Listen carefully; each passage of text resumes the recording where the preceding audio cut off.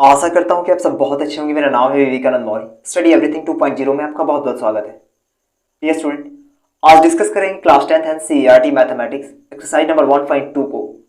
But किसी भी chapter को स्टार्ट करने से पहले उसके इंट्रोडक्शन को जान लेना काफी इंपॉर्टेंट होता है, क्योंकि जितने भी क्वेश्चन उस चैप्टर में पूछे जाते हैं वो कहीं ना कहीं इंट्रोडक्शन से ही ओरिजिनेट होते हैं। तो सबसे पहले हम इसके इंट्रोडक्शन को डिस्कस करते हैं, इसके बाद सोल्यूशन करेंगे। आपके बुक एनसीईआरटी में वन लाइन में इसको डिफाइन किया है कि एचसीएफ संख्याओं में प्रत्येक उभयनिष्ठ अभाज्य गुणनखंड की सबसे छोटी घात का गुणनफल होता है। मे भी आपको समझ में नहीं आया होगा, एक सिंपल वे में समझने का प्रयास करते हैं। यहां पर दे रहा है कि जो एचसीएफ होता है, जब हम संख्याओं का प्राइम फैक्टराइजेशन यानी अभाज्य गुणनखंड करते हैं तो उनमें जो संख्या कॉमन होती है, आप देख पा रहे हैं उभयनिष्ठ यानी कॉमन, तो जो संख्या है उसमें कॉमन होती है उनका आपस का गुणनफल ही एचसीएफ कहलाता है। एक एग्जांपल से समझते हैं। आप देख पा रहे हैं एग्जांपल गिवन है यहाँ पर 12, 40 और 30। हम यहाँ अगर इसका प्राइम फैक्टराइजेशन, पहले तो ये जाने कि प्राइम फैक्टराइजेशन क्या होता है। जब हम अभाज्य गुणनखंड करते हैं किसी भी संख्या का, अभाज्य संख्या किसे कहते हैं? वैसी संख्या है जो एक से डिविजिबल हो या खुद से डिविजिबल हो, यानी जो एक से कटे या स्वयं से कटे, वैसी संख्या अभाज्य संख्या कहलाती है। तो आप देख पा रहे हैं जब इसका प्राइम फैक्टराइजेशन करेंगे तो इसमें जितने भी नंबर आते हैं सब प्राइम नंबर ही होते हैं। 6 हो जाएगा, 2 6 12, 2 3 6 और 3 से, तो आप देख पा रहे हैं ये सारे ही नंबर प्राइम नंबर है, अभाज्य संख्या है। तो ये 12 का हो गया। हम 40 का करते हैं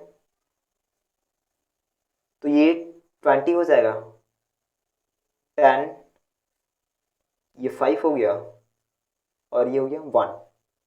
एट लास्ट 30 का कर लेते हैं तो ये 15 टाइम्स में डिवाइड हो जाएगा। अब ये 2 से तो डिवाइड होगा नहीं, 3 से हम कर लेते हैं। 3 5 15 और ये 5 1 5। अब आप देख पा रहे हैं सारे नंबर प्राइम नंबर हैं। तो हमने क्या किया, हमने इनका प्राइम फैक्टराइजेशन कर लिया। अब हम यहाँ लिखते हैं 12 इज इक्वल टू, क्या है इसका प्राइम फैक्टराइजेशन? 2 into 2 into 3। हम इसको ऐसे लिख सकते हैं क्या? आप देख पा रहे हैं 2 इंटू 2, 2 बार 2 है, तो हम अगर 2 की पावर 2 कर दें, कुछ ऐसा हो सकता है, इंटू 3। नेक्स्ट क्या है? 40 इज इक्वल टू, इसमें क्या दे रहा है? 2 into 2 into 2 into 5, 2 into 2 into 2 into 5। तो आप देख पा रहे हैं यहाँ जो 2 है वो 3 टाइम्स आया है, तो हम इसको ऐसे कर दें 2 पर पावर 3 इंटू 5।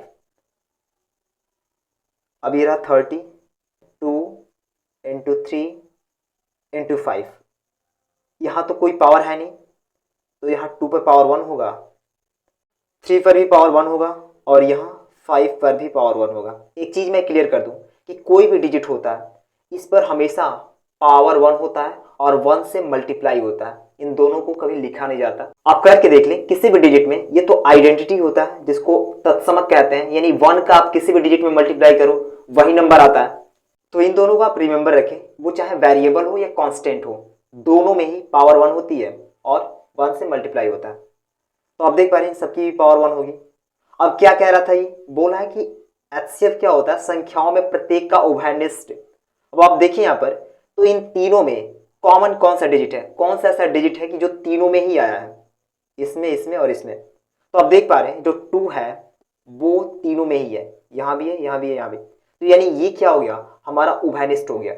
अब क्या कह रहा है कि उभयनिष्ठ अभाज्य गुणनखंड की सबसे छोटी घात, यानी ये तो कंफर्म हो गया कि जो 2 है वो कॉमन है, उभयनिष्ठ है, लेकिन इस 2 में सबसे लिस्ट पावर, सबसे कम पावर किसकी है? तो आप देख पा रहे हैं यहाँ 2 की पावर 2 है, यहाँ 3, यहाँ 1, यानी सबसे कम यही है। तो इसको हम क्या करेंगे? बाहर निकाल लेंगे। अब आप देखिए, अब इसमें तो कोई कॉमन है नहीं, 3 है यहाँ पर लेकिन इसमें नहीं, 5 यहाँ है तो यहाँ भी है लेकिन इसमें नहीं है। तो यानी जो कॉमन हो रहा था वो ओनली 2 है, और 2 की सबसे लिस्ट पावर, सबसे कम पावर 2 पावर 1। तो यहाँ हम लिख देंगे कि एचसीएफ कितना आएगा? 2 पर पावर 1, 1 का कोई मतलब होता नहीं है तो एचसीएफ 2।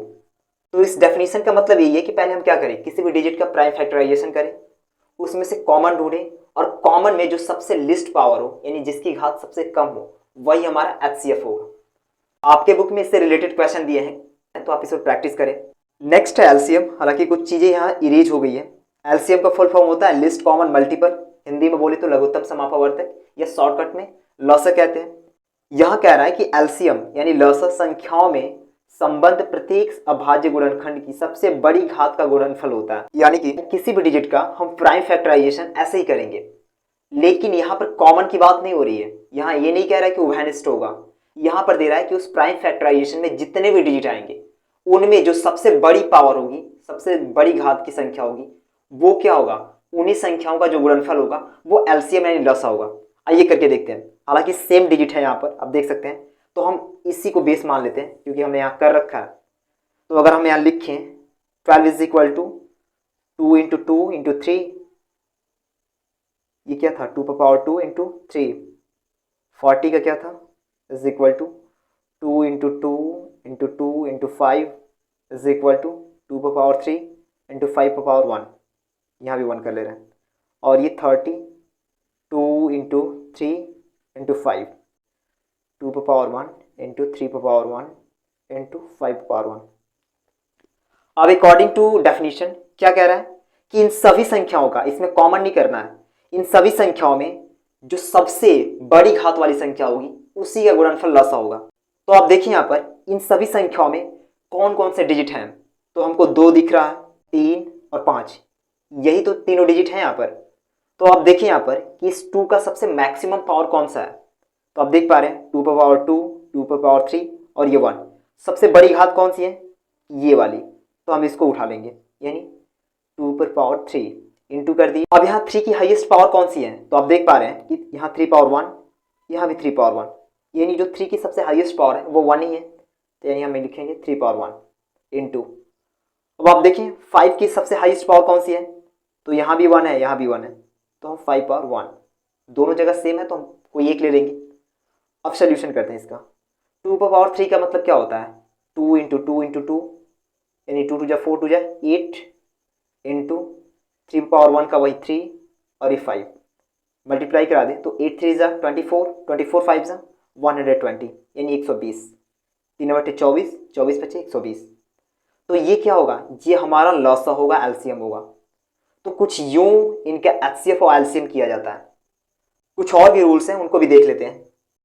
नेक्स्ट फॉर्मूला है कि यदि कोई दो संख्या गिवन हो और उसका एचसीएफ आपको पता हो, या तो बुक में दिया हो नहीं तो आपने फाइंड कर ली, तो उसका एलसीएम ज्ञात करने का जो फॉर्मूला होता है वो संख्याओं का आपस में आप मल्टीप्लाई करा दें और उसके एचसीएफ से उसको डिवाइड कर दें या भाग दे दें, तो उसका एलसीएम आ जाएगा।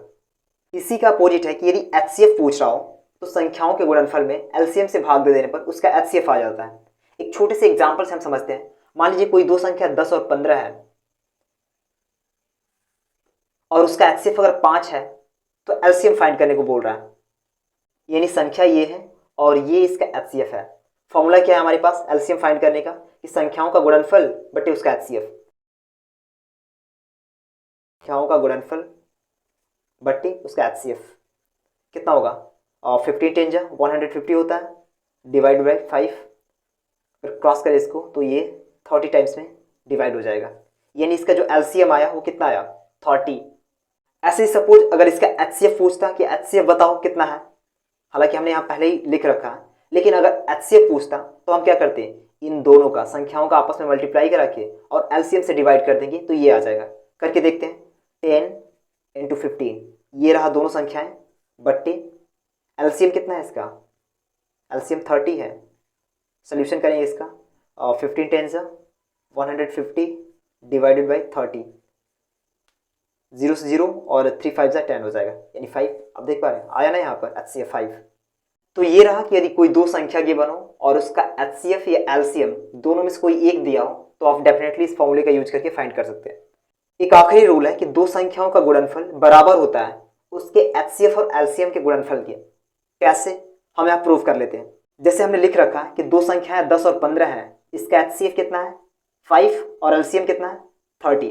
तो हम प्रूव करके देख लेते हैं। दो संख्याओं का गुणनफल यानी 10 गुणा 15 बराबर होगा किसके, उसके एचसीएफ यानी इन्हीं दोनों के एचसीएफ और एलसीएम के गुणनफल के। तो एचसीएफ कितना है 5 है, एलसीएम कितना है 30, अभी हमने निकाला इसको, मल्टीप्लाई कराएंगे कितना हो जाएगा, 15 10 जा 150 और 35 जा 150। अब देख पा रहे हैं एलएचएस और आरएचएस इक्वल हो जा रहा है। तो ये रहा 1.2 से रिलेटेड कुछ कॉन्सेप्ट एंड फॉर्मूला। अपने नेक्स्ट वीडियो में हम इसके क्वेश्चन को सॉल्व करेंगे। तब तक के लिए इतना ही, साइनिंग ऑफ।